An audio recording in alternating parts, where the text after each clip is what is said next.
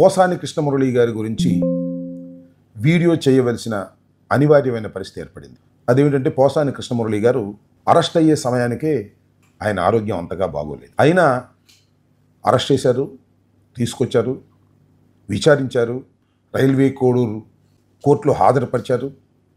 వాద ప్రతివాదనలు విన్న తర్వాత రిమాండ్ ఇవ్వటం జరిగింది. జైలుకి కూడా వెళ్ళారు. రిమాండ్లో ఉన్నప్పుడు సబ్ జైల్లో ఆయనకి మరింతగా ఆరోగ్య పరిస్థితి క్షీణించడంతో రిమ్స్ ఆసుపత్రికి తరలించి అక్కడ వైద్య సేవలు అందిస్తున్నారు.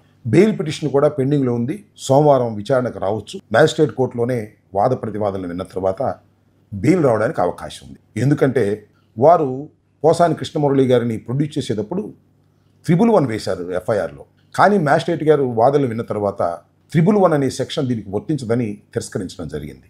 కాబట్టి కడమ సెక్షన్స్ అన్నీ కూడా బెయిలబుల్ సెక్షన్స్ కాబట్టి బెయిల్ వచ్చే అవకాశం ఉంది. కాబట్టి దానితో పాటుగా ఆయన ఆరోగ్య పరిస్థితి కూడా బాగోలేదు. కాబట్టి కోర్టు వారు మరింతగా దాన్ని ఆలోచించేసి, అయితే ఇక్కడ నేను చెప్పాలనుకుంటున్నటువంటి అంశం ఏమిటంటే, సరే బెయిలు, అస్వస్థత, రిమాండ్ అవ్వటం, ఆయన జైల్లో ఉండటం, కష్టపడటం పక్కన పెడితే ఆయన విచారించినప్పుడు ఎప్పుడైతే 24 గంటల తర్వాత రైల్వే కోర్టులో హాజరుపరిచారో ఈ మధ్యలో ఆయన్ని విచారించారు పోలీసు వారు విచారించారంటే ఎస్ఐఓ సిఐఓ కాదు, డైరెక్ట్గా ఎస్పీ గారే వచ్చి విచారించారు. ఎస్పీ గారే ఇలాంటి కేసులు వచ్చి విచారంటే ఇది పెద్ద కేసు కాదు. కానీ ఆయనకున్నటువంటి ఒత్తిడి వల్ల ఆయన వచ్చి పోసాని కృష్ణమురళి గారిని విచారించారని నేను అనుకుంటున్నాను. అయితే విచారించినటువంటి అంశాలు మరి వాస్తవమో అవాస్తవమో నాకు తెలియదు, కానీ పూసగుచ్చినట్టుగా అన్ని వాస్తవాల్లాగా ఎల్లో మీడియాలో ప్రచురణయ్యాయి. వారికి ఉన్నటువంటి పత్రికల్లో అలాగే టీవీల్లో ఆయన ఏదైతే చెప్పాడో లేదో మనకు తెలియదు, కానీ మొత్తం అంతా చెప్పినట్టుగా వార్తలు ఇచ్చారు. అదేమిటంటే దీనన్నిటికీ కారణం సజ్జల రామకృష్ణారెడ్డి గారని. సజ్జల రామకృష్ణారెడ్డి గారు స్క్రిప్ట్ ఇస్తే నేను చదివానని, ఆ స్క్రిప్ట్ చదవటం వల్లనే ఇదంతా గందరగోళం ఏర్పడిందని, అది నా అభిప్రాయం కాదు అని పోసాని కృష్ణమురళి గారు పోలీసుల ముందు నేరాన్ని అంగీకరించాడు అనేటువంటి మాట చెప్పారు.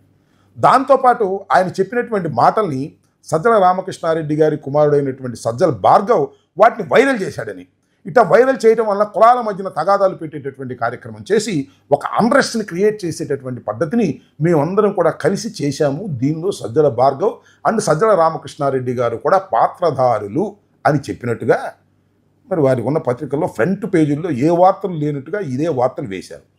దీనికి కారణం ఏంటంటే ఈ కేసులో ఏదో ఒక విధంగా సజ్జల భార్గవ్ని, సజ్జల రామకృష్ణారెడ్డి గారిని కూడా ఇరికించాలనేది లోకేష్ గారి యొక్క కుట్ర.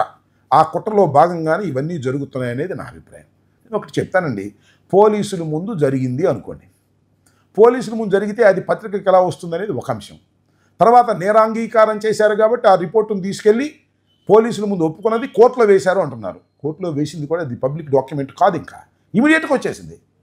నిన్న జరిగింది, ఇవాళ మార్నింగ్ పేపర్లో వచ్చేసింది. అంటే ఒక కుట్రపూరితంగా అటు పోలీసు వారు అలాగే ఎల్లో మీడియా ఒక కుట్రపూరితంగా వ్యవహరించేటటువంటి పద్ధతుల్లో ఇవన్నీ కూడా జరుగుతున్నాయనే విషయం కొద్దిగా ఆలోచిస్తే ఎవరికైనా అర్థమవుతుందనే విషయాన్ని మనం ఇక్కడ గుర్తుపెట్టుకోవాలని నేను మనవి చేస్తున్నాను.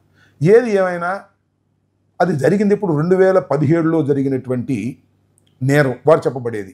అంటే ఆ రోజు నంది అవార్డ్స్ వస్తే ఆ నంది అవార్డ్స్ని పోసాని కృష్ణమురళి గారు తిరస్కరించాడని, తనకు వచ్చినటువంటి అవార్డును కూడా తిరస్కరించి కులదూషణ చేశాడని, ముఖ్యంగా కమ్మవారిని ఉద్దేశపూర్వకంగా తిట్టాడని, ఆయన కూడా కమ్మే, అది వేరే అంశం, తిట్టాడని ఎప్పుడు ఇచ్చారు రిపోర్టు?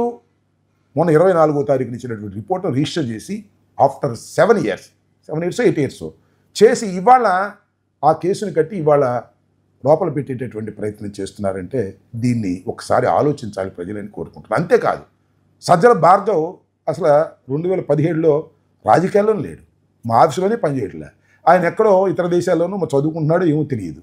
మరి ఆయన వైరల్ చేశాడు ఆ రోజున అనేటువంటి మాట మాట్లాడుతున్నారు, అదే పత్రికలో రాస్తున్నారు. ఇవన్నీ కాక్ అండ్ బుల్ స్టోరీస్ కుక్కుడప్ చేసి ఇవాళ పత్రికల్లో రాంచి ఏదో ఒక విధంగా జగన్మోహన్ రెడ్డి గారిని, వైఎస్ఆర్ కాంగ్రెస్ పార్టీతో పాటు సజ్జల భార్గవ్ని, సజ్జల రామకృష్ణారెడ్డి గారిని ప్రజల్లో డ్యామేజ్ చేయాలని కుట్రపూరితంగా లోకేష్ గారు పన్నినటువంటి పన్నాగంలో భాగంగా ఇవన్నీ జరుగుతున్నాయనే విషయాన్ని దయచేసి గుర్తుపెట్టుకోవాలని నేను ఈ సందర్భంగా కోరుతున్నాను.